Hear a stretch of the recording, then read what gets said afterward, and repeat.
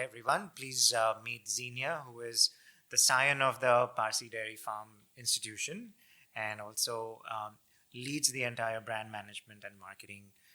By way of introduction, I am the CEO of Sherlock AI. So, Zeenia, welcome and thank you for being here. Thank you. Hi.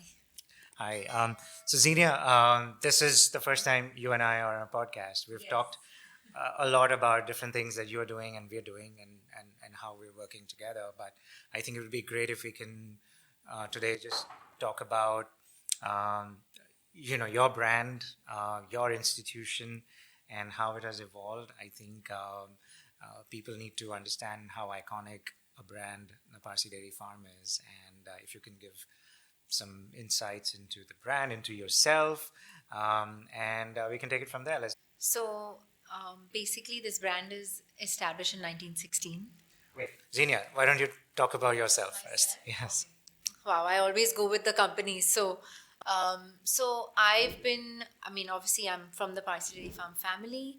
I'm born and brought up in Bombay. Love Bombay. And it's it's been, I come from a business family from both sides. My father has a printing press, my mother has a dairy. So it's always been like, in the business, working, holidays or fun, it all comes from there. In my younger days, I was an avid skater. I represented the country twice in That's something we didn't know about you. that, and I enjoy that, and I enjoy competitions. So these are roller skates or blades? Roller skates, and I enjoy competitions. So I think, that's what drives me, and I think that also comes into the whole business angle. So that's what keeps me going. Super, and we would love to hear about the iconic brand, and maybe if you can just give some history about it and how it started, what and how it's evolved over the years. So it was started by my great grandfather in 1916, so pre-independence, when it was very difficult to do any kind of business, obviously. And it started for him as just wanting to supply the purest milk to people. That's it, right? And he literally started out of the same space we are in today in Marine Lines, and with one can of milk. Now I can't even count how many, but it started right there. And he was 18 when he started this, and he started with milk, after which then he started with certain dairy products like curd and butter, just the essentials. That is what people needed at that time. And he started home milk delivery in the 1920s, which I think today is, at a tap of finger you're getting everything, but in that time I think he was really ahead of his time. And I think a few years after that, when things were a little settled, he decided, why not mix a little sugar into everything we have and make sweets. Yeah. So I think, and that's when he started the mithais and things like that. And I think then it's just like evolved, and we've been going on and adding more of that. And here we are today, 108 years later. Crazy. Wow. A lot has changed, but I feel a lot hasn't too. We're just sticking to that, but I think a lot has also changed, from one shop to online to all of those things. Right. So that's a huge. Where are you? So now you are in 3 locations in Mumbai, right? Yes. So now we're in 3 locations in Bombay. We are in Marine Lines, which is our main store, then Borivali and Ghatkopar. We also have a 300-acre farm, which is on the Maharashtra-Gujarat highway. Right. And over there we have, we have the cattle and the sheds and everything. We have the factory over there that makes, the milk and all of those things. And we also run a pure vegetarian restaurant, which is real fun to be at, because it's like a garden restaurant. It has like animals that kids can not pet but interact with, and tree house and swings and all of those things. So it's a vegetable garden. So a very farm feel restaurant. Nice. So that's also That's on. That's what when you're going towards Ahmedabad from here, right? it's like 20 kilometers before Vapi. Understood. So a lot of stopping and all. It's a really nice place to be at. You see horses and cows and buffaloes, and it's lovely. To those who travel frequently, You should make a stop over there. What's the name of the restaurant? Dairyland Parlor. Dairyland Parlor. Okay. Okay. So that's great. So tell me, Zeenia, when did you take over the operations of? So, like I said, we've always been involved. Yeah. Like, as we were kids, I remember going at festive days and packing a lot of mithai on a normal day, picking up the call saying, "Hello, Parsi Dairy Farm," and being very excited to like transfer where you need to. So, I think that way we've always been there. But I think as we grew up, I think in the last 5 years, because I also run my father's business, I completely run that printing press. So, since the last 5 years, we decided that we wanted to rebrand and reposition, and also things have changed a lot, right? Like ways of buying have changed a lot. It's not just you enter my store and you buy something. We needed to go online, we needed to go in supermarkets, we needed to be available everywhere. I think Bombay has also grown, everything has also grown from where we just started, right? So that's when the decision came, and it's basically four of us, I would say the fourth generation also. That so my brother Bakhtiar Irani is the MD. Sarfraz manages all the IT and sales bit, and I manage the branding.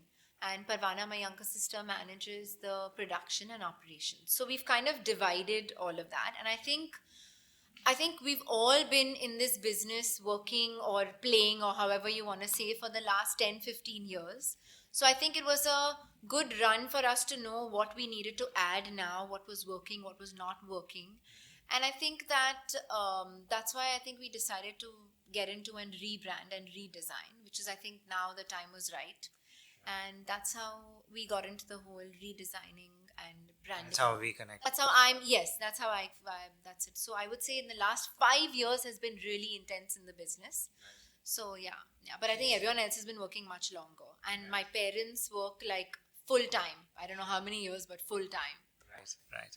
So what kind of challenges over the years? I mean, over the course of 108 years, of course, there have been obviously multiple challenges. But in your memory, in your recent memory, what are some of the challenges that Parsi Dairy Farm has seen, and then how did you kind of work through those? Is that something you can share? Yeah. So, I mean, like you said, in a 108-year-old business, there are a lot of challenges. But I think what we have stuck with is being true to the product, right? And which is why we've not lost our loyal customers and we keep getting new ones. But I think the challenge was the internet, right? That changed a lot of things for us because we were running out of one store, just doing our own, like, you know, how advertising was very small at that point. I think the internet and being available everywhere and people wanting things in that moment was something that we had to really, it was a mind shift. You know, it was not only, I mean, everyone's doing it, but it was like, do we want to make that move to begin with?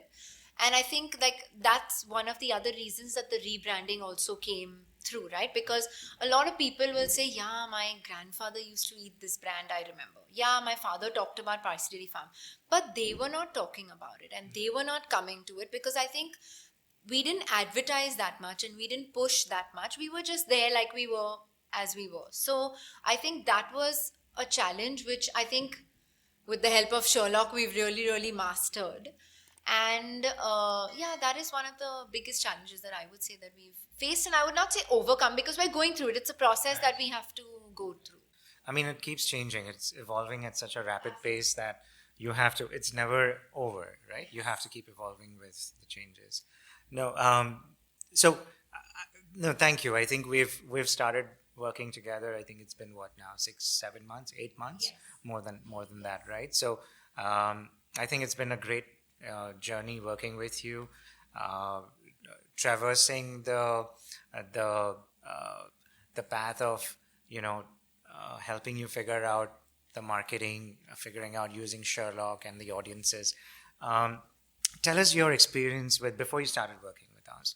What was your experience working on trying to get this whole marketing side of things going and trying to getting your word out to people and reaching out to the right audiences? I think that would be great. So the fun part is that we thought that we'll brand everything, we'll keep everything ready, and then that was the hard part, right? Getting everything ready and like, not who are we gonna talk to, but we had everything ready, and then suddenly we realized, but who are we going to be targeting, and who is the person we're going to be sending these ads to, and making these emailers for, and all of those things.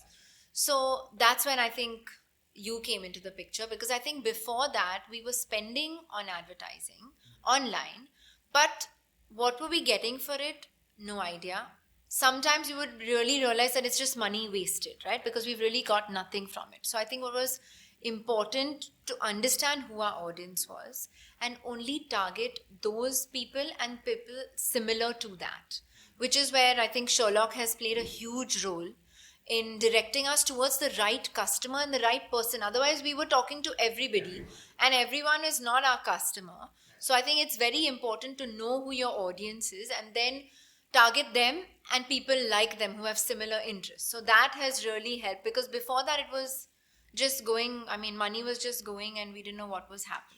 What we call, you don't do a spray and pray campaign, because you're literally just spending money down. I mean, the only people making money are the marketing platforms. Exactly, right? And we weren't even aware of that. I feel when we started working together, I realized so many of the things that I was doing wrong.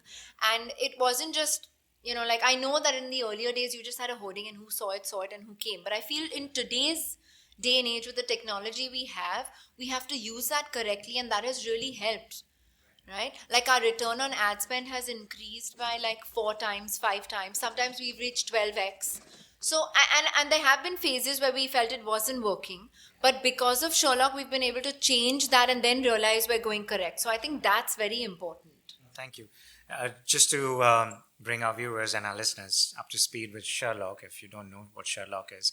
So Sherlock is an AI platform, and we've worked on it for the last 11 years. We've built a platform that uses over 40 plus third-party data sets and to analyze consumer behavior. We merge all of these data sets, and and these data sets can range as open data sets such as census data, AQI level data, RTO level data, to data that comes from the open web, unstructured data, some structured data, and other partners such as mobile phone operators and mobile app device operators, and so on and so forth. And we get all of these data sets, merge them to understand at a granular level what is the insights about consumers and what is their behavior. For example, what's the spending potential? What are the brand affinities? What are the media habits? What do we understand about people and their offline behavior? Typically, companies get online behavior only because people only share something digitally, and it's easier to get that data from the digital world. But how do you figure out what's their offline world, which is 80% of a person's behavior is in the offline world? So Sherlock is able to analyze the offline behavior and help companies such as Parsi Dairy Farm to understand where their audiences are, which areas to look at, what is their again, what kind of behavioral correlations can we find out? If they're consumers of a particular brand, what other brands do they also consume, or what other places do they go to? What do they do on the weekends? So we are able to understand all of these behavioral aspects, allowing our clients, such as Parsi Dairy Farm, to be able to micro-target such audiences and say, I want to only reach out to those people who prefer Kaju Katli, for example, and if there's a particular scheme or an incentive going on for Kaju Katli, then you can literally just reach out to those audiences, and as a result of which, you're not spending too much money on reaching out to everyone. You're reaching out to a very, very, very niche audience, resulting in a higher return on ad spends. So just to bring you up, we've been working with Zeenia, as she mentioned, since May, and I think over the last few months we've seen a gradual increase in the return on ad spends. In fact, certain months, which obviously were also festive months, we've seen the return on ad spends go as high as 12x as well. Zeenia, I know we were introduced and sort of by a sort of a common friend. What did you work with anyone else before us?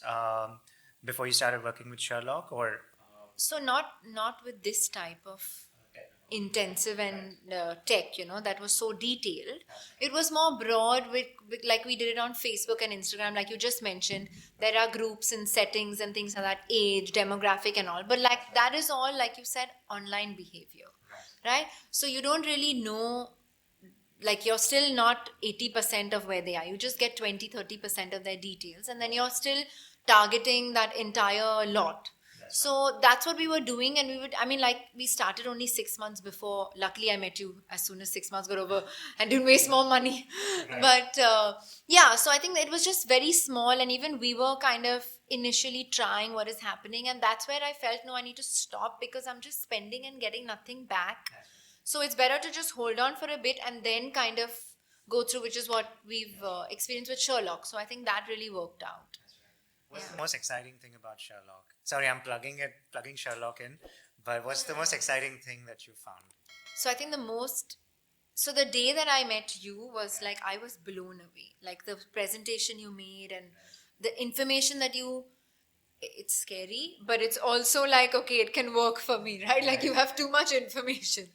But I think that the most interesting part was the areas and the locations, like how we can even divide it to location based. I think that was very interesting to see where my customer was in the area that my customer could be coming from, what is their daily life look like, their lifestyle, where they eat, all of those things. So I think that is very exciting, little nosy, but like exciting to see that all this information that we have and then use it correctly. I mean, we're doing it for that reason, right? So we can target them and get to them that, okay, if they're eating X curd, come and eat Parsi Dairy Farm curd. So I think that those are the things that... And you could do the same thing with competitors as well, right? Yes, So absolutely, exactly. falls at competitors. In the area, yeah, that was also exciting. So yeah, a lot of things. Yeah, it's a lot of fun every time we, like, for me, every morning when we wake up and I have a call with my team and what are the new insights we're getting about consumers, get blown away every time. Right? Just the kind of insights we get is unbelievable. But tell me more. Tell me more about what's next for Parsi Dairy. Where are you? What's your vision from here on? So what's the vision for, I would say, the next year, because we're trying to go yearly, because I think we don't want to over commit on things. But I think what's important now is capturing more of Maharashtra. And we are now available in Delhi also this month. Yes, we're available in Delhi. We started this month itself. We're also going to be available in Bangalore. So we're doing like a few larger key cities, and then I think we need to get a larger thing in Maharashtra, and then kind of slowly move from there, and then obviously export and things like that, which is in the not too far future, but not too near also. So I think step by step is very important, because I think we've done a lot and achieved a lot also, I would say, in the last 1 year after the rebranding, like with the 3 stores, starting our e-com website, a lot of dark stores. So we're available like throughout Bombay in whichever way. So I think we've grown a lot in those things, and I think logistically there are lots of things to work out, because our products are completely pure with no preservative. Oh, that is absolutely. I will. Yeah, I testify. So that, I think, handling that product is very different from just handling any packaged product that you can sell all over, which is why I said we want to go slowly, because nothing is going to change in the purity of the product and how we make it, which is also very simple. 100-year-old, I mean, it is actually simple. So we want to stick to how pure that is. But while that happens, we need to make sure that we want that more people can enjoy this. And I also feel that a lot of consumers today are getting conscious about what they're eating. So that's a good thing for us, I would say, as Parsi Dairy Farm. We want to stick to that. But I think logistically moving around is going to be, is the challenge we face because of the type of product we have. No, absolutely. I mean, I must tell everyone that when I first made the presentation to Zeenia and the rest of the team, I think it was in your Nariman Point office, right? And then as I walked out, and she gave me a hamper, full of Parsi dairy products, and I'd never had Parsi dairy products before that. I'm new to Bombay, so I'm not a Bombay veteran, but I'd never tried Parsi dairy products, and I was blown away. The food was excellent. More importantly, my maid, my chef, my cook at home, she just loved the ghee that Zeenia had given me, and now she only uses that. I mean, she just waxes eloquent about that ghee, and because she works with food all day, I think she knows what is a good ghee and what's not, right? And so now at my place, it's always just Parsi Dairy Farm ghee. So, but then of course, even my dad loved the Kaju Katli, and then I think all the other products I think you should definitely try. I remember a friend of mine who's a celebrity herself. When I told her about working with you, and she was like, "Oh my God, the Malai Kulfi is so good." Yeah. So people should definitely try that. And people in Delhi and Bangalore, this is an iconic institution. You should definitely, if you're able to get the products over there, you should definitely um, look to order them. But are they available on your website, or are they also? So it's going to be coming through Swiggy, Zomato, and those areas, because I think so. What we do want to do here, the reason is to gauge the right areas if we do want to open a store, right? So it's too much investment to just go there and then start a store, okay, in the first like month or whatever, and then kind of figure out, oh, it works in this area, it doesn't work in that area. So I think we're kind of testing all that out, and then once that happens and we know that okay, this locality really is booming, we need to be here. So that's how we want to go into the other cities, because see, I feel still like Ghatkopar, Borivali, it's still close to home Correct. for the brand, right? Over here, when you're making that move, you need to be really, really sure. So that's what's happening now. So right now it's through Swiggy, Zomato, but shortly, hopefully, soon. So is it already available? Yeah, it's already available in Delhi. Wow, well, that's awesome. Delhi NCR, so Gurgaon and all of Noida and all of those people.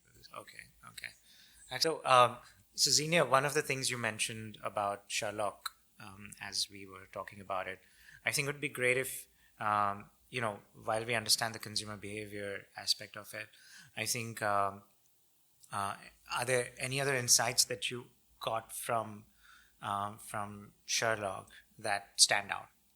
Yeah, so one of the other things that really stood out was the prosperity index, right? And that helps us target the right consumers and their lifestyle. And I think that was very helpful in knowing that we are targeting the right, and then you make lookalike profiles like that, which is also that what Sherlock can do for us, and then target those audiences. So that's the same target that you're getting. So I think that was a very important point done by Sherlock. Zeenia, anything else? We would love to Yeah. hear from you. Yeah. Is that before I met you and I heard about Sherlock, and people would say maybe AI and whatever, I would always kind of take a step back because it was kind of intimidating, because that world is like large, unknown. There's still so much more, I know. But I think that with Sherlock and the way you guys have like guided us through it has been like an easy ride, and you understand what's happening, you're analyzing it correctly, because I feel like there's too much that it can give you. But then with the help of Sherlock, we're being able to analyze it correctly and use it correctly, which I think is So it's sort of ring fencing the sort of use case and saying this is what I want to use AI for. yes. Yeah, I mean, you have to use it in a correct manner, which is where when I met you and Sherlock, I was like not intimidated by AI. I know what's happening. Right. Super. No, thank you. Give us any anecdotes of Parsi Dairy Farm. Anything?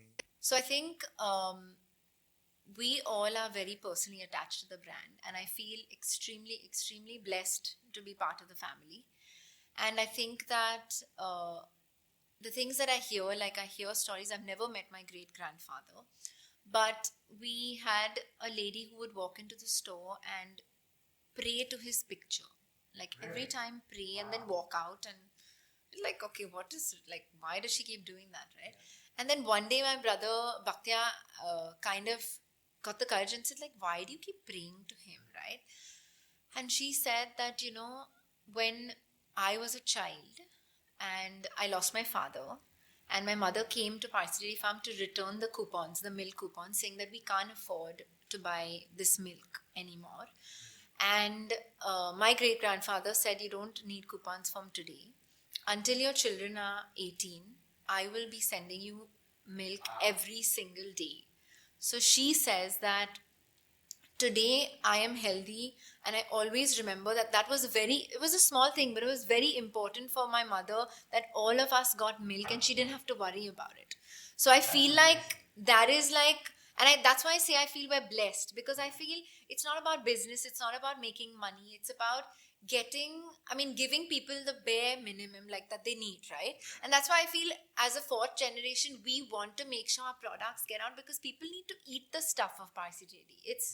It's another level of fresh and flavorful, right? And really pure. Absolutely. So I think that is like, and this is not, this is one story, but there was an same story. So it kind of like, it's not that he did it for one person. Sure.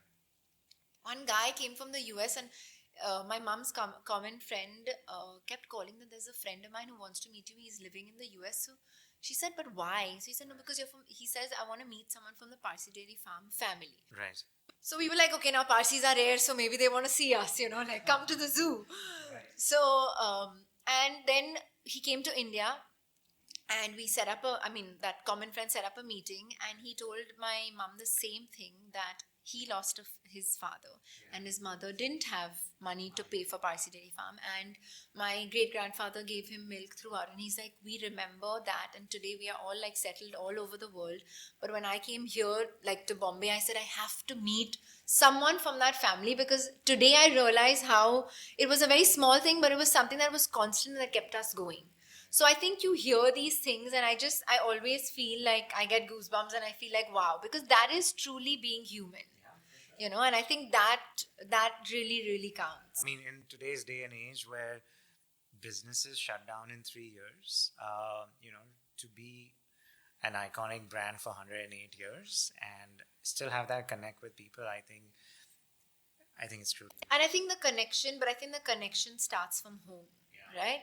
So again, where I feel blessed is how close the family is, and how much I feel our parents support us, because there are lots of businesses where I have friends that people are like, yeah, but I'm trying to get in and my dad's not listening. My mother's saying, no, I can't even change a color. You've like rebranded everything, and how did you manage that? It's not even like people are appreciating that. They're thinking more that how did you manage to convince your parents? But I feel like for us, where we've always been encouraged. So I think that closeness and connection starts from home, and then that's what we feel towards our customers, and that's how we like to treat them. So I think support of family, I think, is number one and very, very important. I think I've seen that the camaraderie between the four of you in the few meetings that I've had with all of you together, and I think it comes across. And I think the fact that how very neatly you've sort of given each other a role, distributed the roles. I think we do interfere sometimes, and the person's like, and then it's like, okay, we feel this way, but your decision. But I think that, so I think when you have many hands, it's also helpful. I know sometimes it gets messy. Yeah, working with family can get very messy. Yeah, but I think that everybody knows that, okay, this one has this strength, this one has this strength. So let's use that, maximize that. And if anybody wants to mess with us, we're all together. So I think that is very helpful. Super. Zeenia, this was excellent. This is one of our first in-studio podcast. So I'm glad this was us in the first in-studio podcast. Thank you for your time, and really appreciate it. Thank you.